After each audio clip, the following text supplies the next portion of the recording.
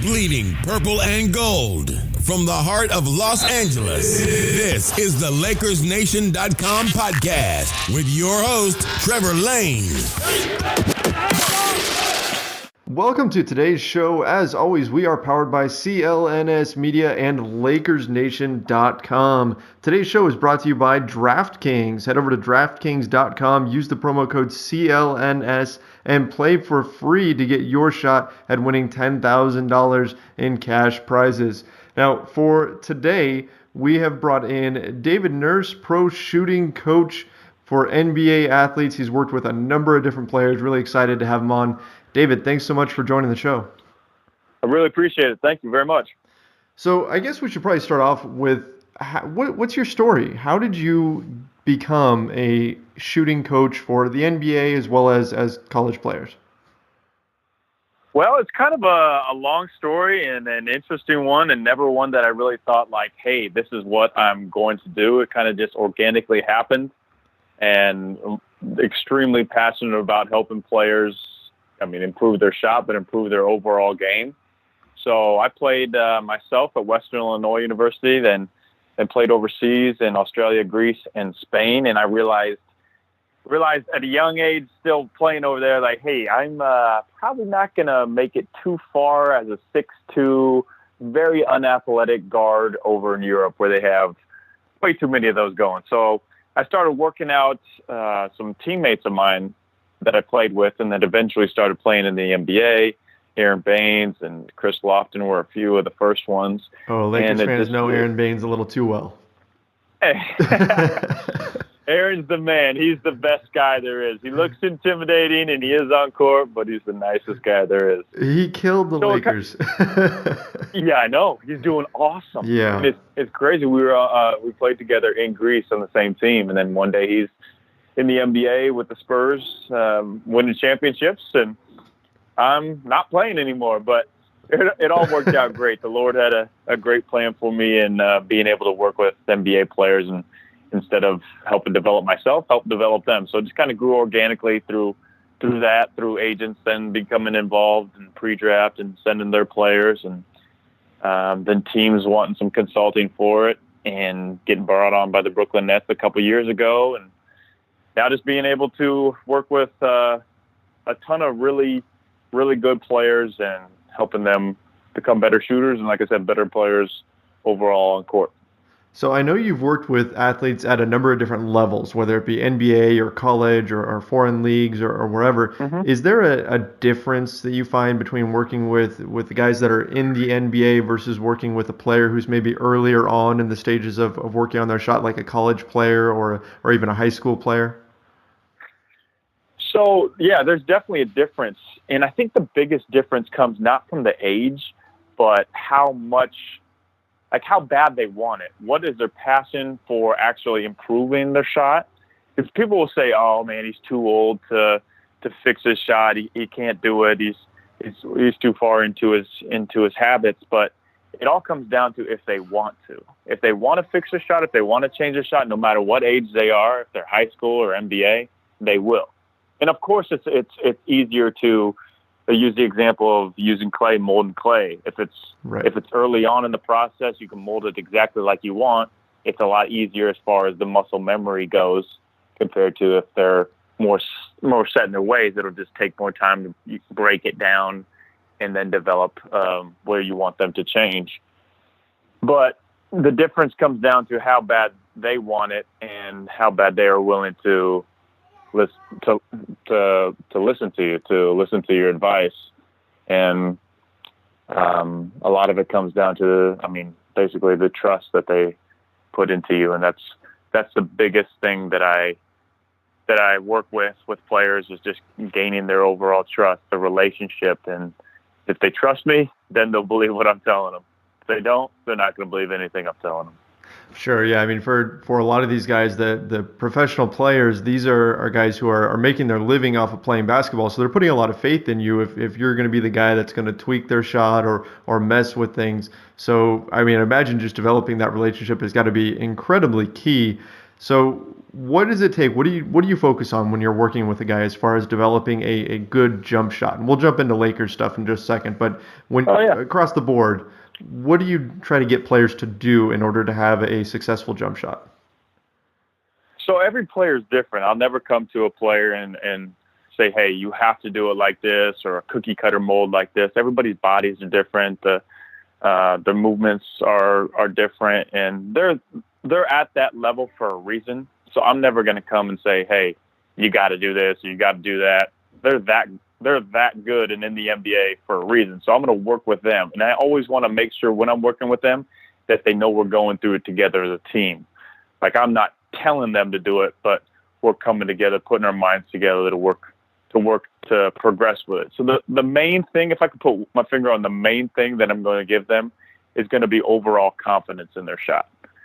Confidence is about 90% of your shot as it is. If you believe it's going in, you got a much better chance of making it. And being able to put these players in the most advantageous situations on the court and confidence-wise goes a long way just in itself. I could tell you stories about just sending players film of their best highlights in college and then seeing what they do the next night on the court just because of the confidence that they've built from it.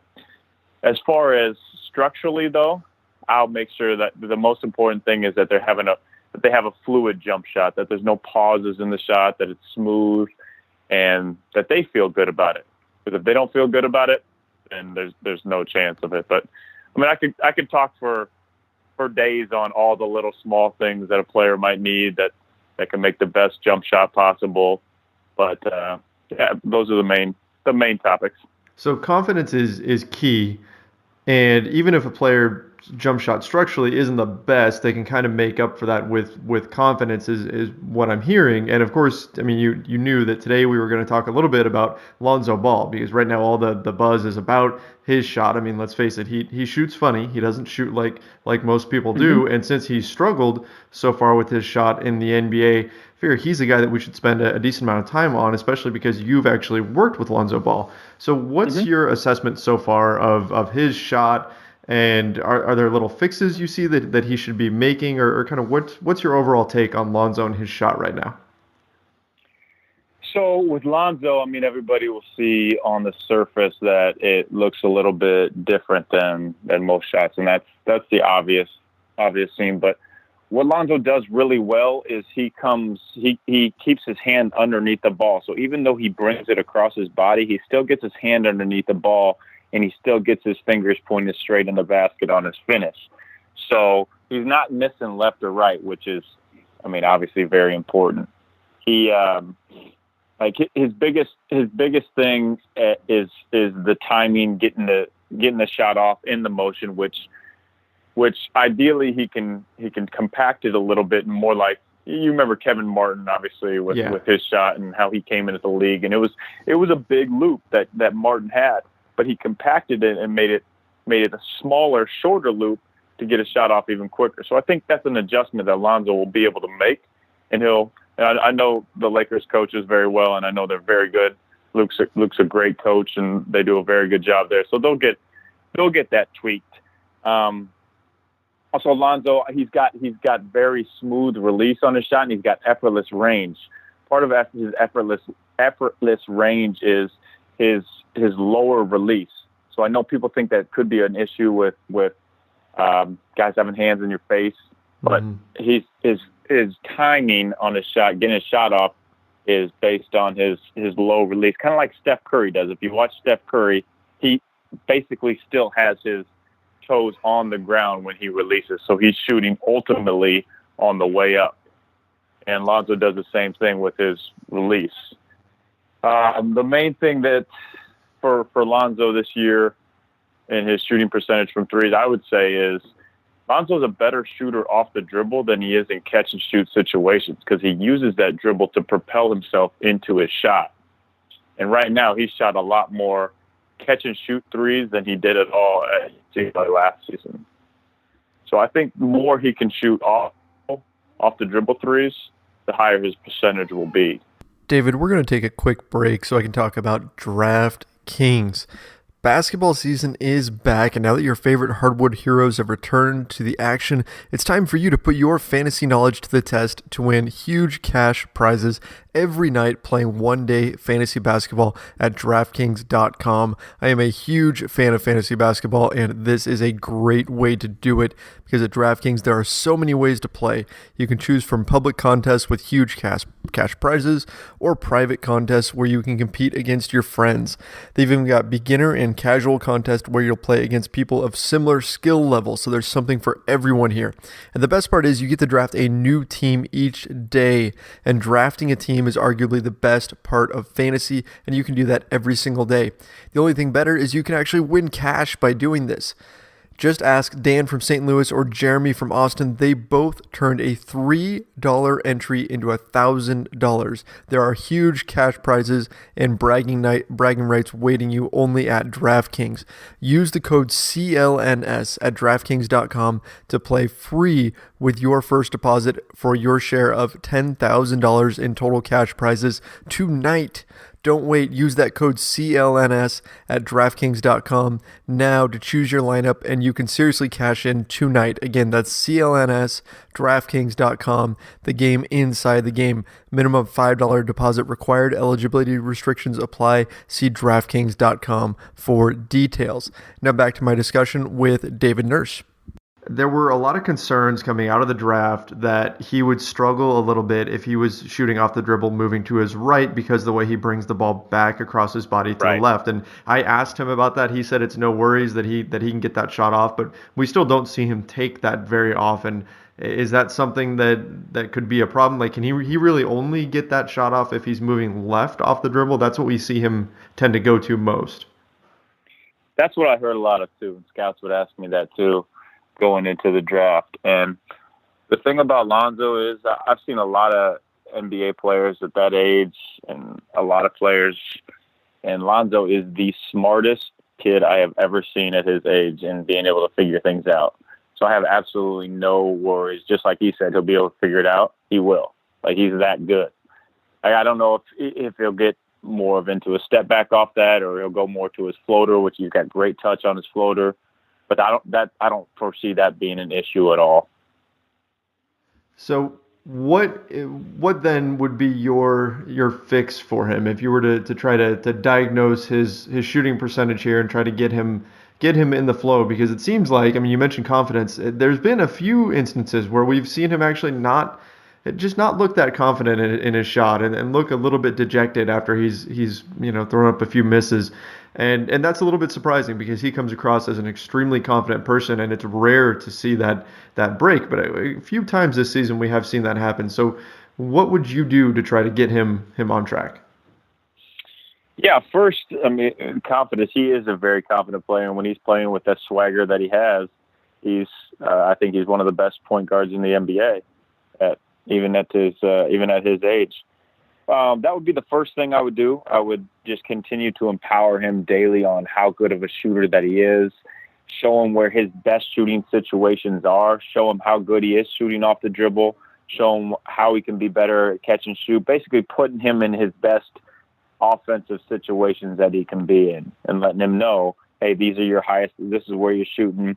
Like, let's say, I'm not exactly sure what his percentages are from each spot in his heat maps and his shot charts, but I would look in depth on that. I would look in depth on, hey, what's he shooting off? What's his percentage shooting off 1 or 2 dribbles compared to 4, 5, or 6, or the catch and shoot, and just scheming with him, along with him, where his highest percentages are. So it's also empowering him that, hey, these are the spots that I want to get to, and when he gets to those spots, he's more confident in those spots because it's already built in his mind that, hey, this is my highest level shots right now. This is what I want to get to. So as far as that goes, empowering him with the confidence of being able to shoot his highest level shots. As far as structurally goes, I would work with him to compact his motion just slightly. I wouldn't go into any big overhaul. And I know people have talked about, do you do a whole breakdown over the off season of it? I don't think you break down his shot. He's a left eye shooter, and if you bring him completely to the right side, like let's say Klay Thompson, who I think has the most beautiful form in the NBA, if you make him shoot like Klay Thompson, who's a right eye dominant shooter, it's not going to work because Lonzo's left eye. That's why he brings the ball more to the middle of his body. And he brings it a little bit too far to the opposite side, I would say. So if I made the structural changes, it'd be a quicker compact on his motion and just slightly more back to the center. So I like to work on over-exaggeration with players. And when I have time, because it's a process. You can't fix those type of things during the season. Like, the only things you can really fix during the season, during games, is confidence, building confidence, showing players where the highest level shots are, which can work wonders, those two alone, and their follow through and follow through with arc in the finish. So those are the main things that you can finish during the season. Structurally, that's got to be an off-season build. That's got to be a progressive game plan that you have together. So those are the two main structural things I would do with Lonzo, is over-exaggerating in the off-season, so forcing him to come farther to the right. So naturally it's going to come back a little bit more to the center. And then I would make sure that he had his motion a little bit more compact. So in your mind, I mean, you've heard, of course, all the talking heads and the pundits out there that have said, Lonzo needs to completely deconstruct his shot. It needs to be a complete teardown. They need to change the way he shoots, and that it's all that stuff's going on. Because, I mean, hey, look, if he had a jump shot like everybody else, if he had a jump shot like Ray Allen or anybody that has been known as a good shooter over the years, then missing these shots would still get criticism, but people wouldn't be jumping on his case for completely reworking this shot. But in your mind, his shot doesn't need to be torn down and completely reworked. It's just some little tweaks here and there, right? Yep. I think it's little tweaks. The main thing is his motion. He doesn't pause in his shot. The ones that you have to break down and reconstruct are as if it's like a two-piece shot. Lonzo has a fluid one-piece shot. Yeah, he brings the ball across his body a little bit too far, but it's still a fluid, smooth motion. So I don't think he needs a full breakdown, reconstruct of it. It's just small adjustments. And as being a shooting coach and working with a lot of shooters, like, I'd love to say everybody look like Klay Thompson, but it's just not how people are built. Bodies are different, like I said. Wide shoulders different. Size are different. Mentality is different. Right eye versus left eye dominant. There's a ton of variables that go into players, and when you work with a shooter, it's so mental that you have to figure out exactly what type of learner they are. How do they do better with seeing it? Do they do better with hearing it? Are they growth mindset versus fix? What type of person that they are? So there's so much that goes into it, and just being able to say, hey, looking at a shot, oh, that doesn't look pretty on the surface, right, that we need to reconstruct it is definitely not the right approach. So you mentioned that a lot of shooting is mental, and I think one of the places where you see that the most is at the free throw line. I mean, we hear all these stories about Dwight Howard shooting 80% from the line in practice, but then in game situations, he can't hit them. And then if you think back to say Bruce Bowen, who spent a season shooting a higher percentage from three than from the free throw line. Well, we've seen Lonzo struggle quite a bit even from the free throw line. Is that a more of a mental thing as well, or is that something where you would adjust his form there too? Because sometimes that can be even a little bit of a different art form. Yeah, it can be a little bit different of an art form. Lonzo's shot enough of them that he has the range. He knows how to shoot a free throw. It's mental. And there were times last year at UCLA that it almost looked like he was bored to be at the free throw line, that he didn't concentrate as much as he needed to. But no, I have no worries about Lonzo at the free throw line. He will be a very good free throw shooter. And I think as far as terms of, you say the Dwight Howard thing too, people wonder like, how can he shoot that good in practice and not do it in the games? And same with DeAndre Jordan and those guys. And I think a lot comes down to the coaches being able to put them in those situations. There's a lot of teams will say, hey, let's finish with 25, 50 free throws at the end of practice. But how many times do you do that in a game? You got to make everything in practice, even free throws, as game situational, as pressure situational as possible. So they're able to simulate those in practice. And when they get in the game, the pressure of the game is, hey, we've had this in practice before based on our pressure simulations. Sure, yeah. I mean, in a game, you're running up and down the floor, and then suddenly you stop. You have to shoot two, then you're up and back down the floor again. And practice, you maybe get to shoot 50 in a row, so you get into a rhythm. So there's definitely a difference there, that's for sure. But yeah, the free throw shooting is always an interesting thing to watch with players. You can tell some guys that just don't want to go there. They don't want to have to go and shoot free throws, and others do. But maybe Lonzo just likes flying up and down the court so much that he doesn't want to have to stop to shoot free throws. Hey, I would keep him flying up into the court. He is unbelievable at that. Yeah, he is. He is faster than I imagined when he gets the ball in his hands and he can take off. There's guys that have just that extra gear that you don't know how to really explain, but Lonzo has it. Like, that was the thing at UCLA. We just were like, Lonzo, go downhill. Like, all we'd say to some extent. Like, just whenever he gets going downhill, he's such a high-level decision maker that he's going to make the right play. He's got the extra gear to put it into another speed. He's just so good. And I know his comparison is Jason Kidd, which everybody compares him to, which is really funny, because when I heard that comparison, I was like, yeah, it's a great comparison. I'm sure I've heard a bunch of times, but I had a friend of mine who played with Jason at Cal who was like, man, we got into a race, and like, I'm more athletic than Jason. This is this guy speaking. I'm more athletic than Jason. I'm faster than Jason. But he smoked me in the race because he's just got that extra gear to push ahead. And that's the same thing with Lonzo.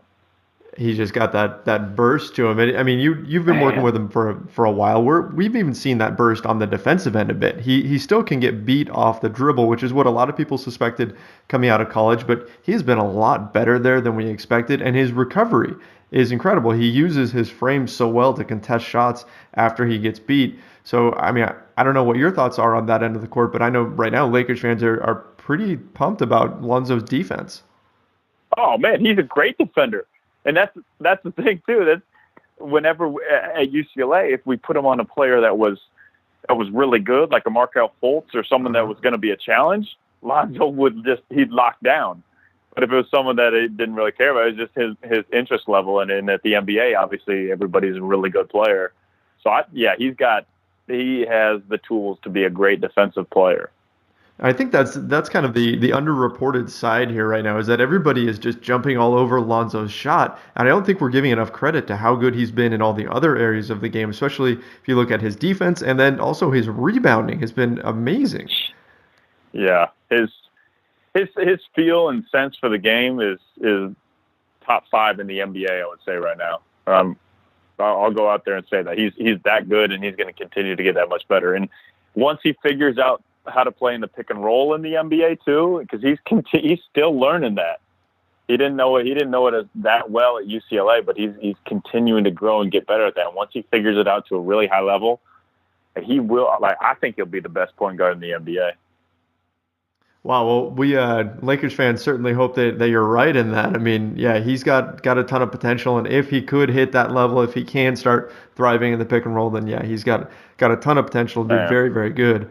Now let's talk here about the Lakers in general for just a moment before we wrap up. Luke Walton has put in kind of an interesting strategy where the Lakers were just not very good at shooting threes this season. This team that they've put together doesn't have a ton of three-point shooters, at least not compared to the general NBA, right? I mean, if we went back in time 10, 15 years ago, then this is a great three-point shooting team because you've got a center that can shoot threes and everything. But for today's game, they don't have a great three-point shooting squad. So instead, they focused on attacking the rim. Is that something that's going to be sustainable long-term, like throughout the course of this season? Or would you be concerned about that and try to get guys to shoot a higher percentage from deep if you could? I mean, I have a ton of respect for Luke. I was able to get to know Luke well and be able to learn from him in Golden State. And I think he's one of the smartest basketball minds there is. So I know with this concept that he's putting in that I know it's gonna work. And I know, like, Lakers fans, you should be at ease. You have Lonzo, you have Luke, you're gonna be okay. Just it takes some time. So no, I think it's great. Like I always tell players and when I consult for teams, you want to have that attack the rim first mentality. You want to have get in the paint, get downhill. And if you can get to the rim, that's the first option. And then from there, that's where you build off of your driving kicks for shooting. Because the highest level threes, percentage-wise, come from paint touches to kickouts, come from offensive rebounds, attacking the rim to kickouts. Shooters are much better, shoot a higher percentage when they're stepping directly into a shot off a catch and shoot compared to if they get a ball swung to them and they have to turn their body, turn their eyes. So I think Luke's concept as attacking the rim is a great strategy, and it also just is going to lead to higher percentage three-point shooting based off that as well. Yeah, it's something where, I mean, last season he didn't really get much criticism from fans. They were just excited that Luke was there, and the energy level around the team completely changed. And this season we're starting to see people kind of nitpick at him a little bit more for his rotations or for just the style of play and things like that. But it does seem like he's kind of growing as a coach, just as these players are growing. I mean, this is only his second season as a head coach. Have you noticed a change in Luke or growth from Luke just from knowing him and seeing the way that he coaches games over the last few years? Well, one thing I know about Luke is he's always going to be a relentless learner. And that's why I know he's going to succeed at such a high level. The best coaches that I see in the NBA are constantly wanting to learn, constantly wanting to grow. They're not the old school coaches that you'll think of and be like, okay, nobody can tell me anything. Like Luke will go to any lengths to learn and help his players, and he puts so much into the guys and he cares so much about them and he's relational with them. I think he's great in all aspects, and if Lakers fans are getting anxious about it, and I think they're crazy. Like they're going to end up blowing a good thing if they keep complaining about it, because he's going to build this. He's going to turn the Lakers around. I'll tell you that right now. Well, I mean, Lakers fans they're a fanatic group. They kind of live and die with the team, which is, I mean, you got to love that. But I love that, yeah. I'm just watching online. I see people on Twitter, on Facebook, all over the place. If the Lakers win, it's sunny skies and everything is great. And then anytime they lose, it is the end of the world. The sky is falling. So it's kind of up and down, highs and lows. This roller coaster, but we've just seen a little bit more on coming at Luke. But I agree. I think that he's growing. He's a great communicator. The way that he works with these players, and it seems like he's getting the guys to buy in, and that's key. That's critical for a coach. So yeah, I'm of the mindset the fans that are complaining need to just kind of pump the brakes and appreciate what they've got right now. I mean, hey, this is Thanksgiving weekend, right? I mean, be thankful for what we've got. Exactly. There you go. Yes, I totally agree. All right. Well, hey, David, you've got well, first of all, I guess we should tell people to make sure they follow you on Twitter. You've got all kinds of wonderful stuff on there at DavidNurse05. So make sure that they go follow you there. Where else can they find your work? Where else should they be looking for all the different things that you do online? Yeah, on Twitter, I have a podcast that I put out. It's called The Game of Life, where I'll bring on NBA players and talk to them and some high-level performers in other areas. So you can check that out. But yeah, that's probably the main places. Got a website that's all about breaking down the shot. So if people want to check that out and get your shot broken down by me, check it out at perfectshots.com. Yeah, that's pretty much it. All right, cool. Well, hey, thank you so much for coming on here. I really appreciate your time. Yeah, thank you very much for having me. And anytime, let's jump back on later in the season when Lonzo's stroking the three and the Lakers got things turned around, and we'll talk some more about that. Yeah, that sounds great. Let's definitely do that, and hopefully that does happen. It will, all in time. All right, so that was David Nurse, professional shooting coach, has worked with a number of different NBA players. Definitely love having him on. Don't forget, guys, go check out his Twitter account at DavidNurse05 and his Game of Life podcast. It's a good one. That's going to about wrap things up for today. Hope everyone had a fantastic Thanksgiving weekend. Don't forget, head over to LakersNation.com for all the latest breaking Lakers news, and go to iTunes. Make sure you rate, review, and subscribe to this show. If you want to get a question answered on air, just leave it in the review section, and we'll make sure we discuss it. That's it for today. My name is Trevor Lane, and this has been the Lakers Nation Podcast.